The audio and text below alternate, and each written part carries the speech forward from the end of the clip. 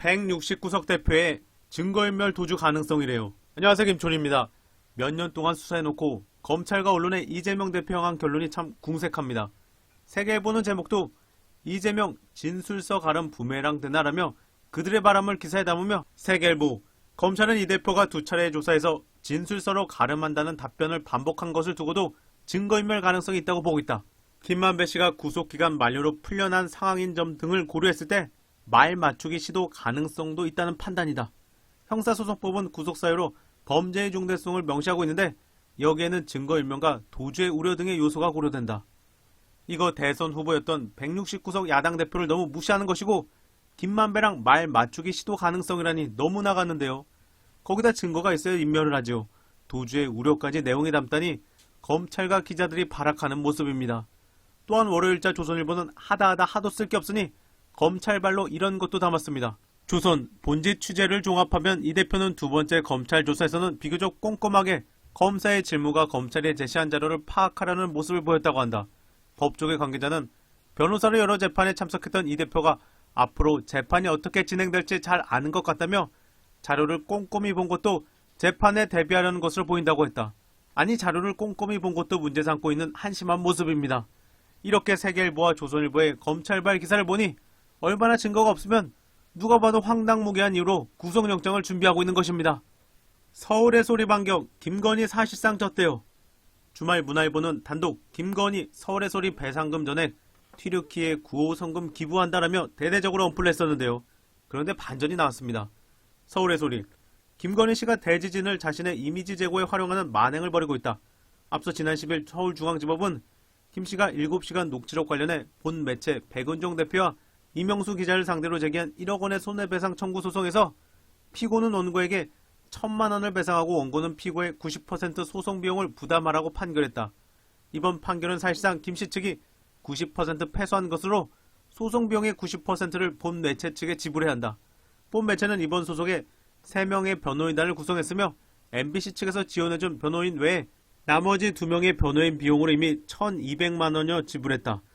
또한 이번 판결로 본 매체 변호인단에게 90% 승소에 따른 성공보수도 지급될 예정이다.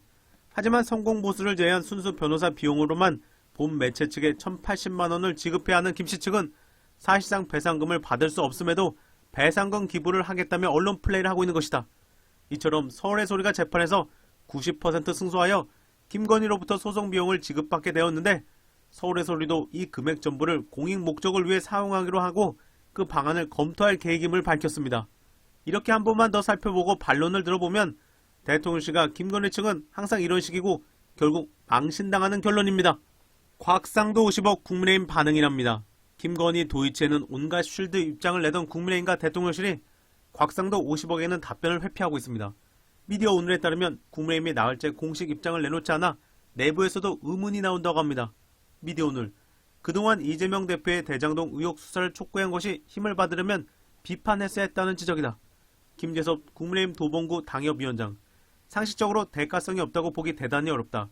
검찰이 스스로 불신을 야기했고 수사할 때 무능했다고 볼 수밖에 없다. 검찰의 무능과 재판부의 불신이 국민들이 느끼는 대다수 감정이 아닐까 생각한다. 또한 홍준표는 요즘 판검사는 정의의 수호자라기보다 셀러리맨으로 돼버려서 딱하다. 다만 국민의힘은 생각해낸 것이 곽상도 의원은 국민의힘 소속이 아니며라며 또 회피했습니다. 지들이 생각해도 이건 아니다 싶겠지만 또 공범이니까 입단속하는 모습입니다. 거기다 셀러리맨이 아니라 기생충들의 모습입니다. 황운하 의원 곽상도와 50억, 김경과 30억.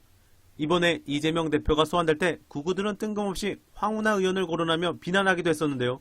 그 이유가 있었습니다. 황운하, 곽상도 50억 무죄 판결에 대한 국민들의 분노가 하늘을 찌르고 있습니다. 국민 상식과 너무도 동떨어진 이번 판결의 이면에는 검찰의 선택적 무능, 무죄 유도성 공소유지, 봐주기 재판이 복합적으로 작용했다고 보는 것이 합리적입니다. 공정과 상식 운운하며 집권한 윤석열 정부와 국민의힘은 이번 판결에 어떠한 반응조차 없습니다. 당대표가 돼보겠다는 김기현 의원은 맥락에 안 맞는 대통령 탄핵 우려 발언이나 내놓고 있습니다. 한심합니다.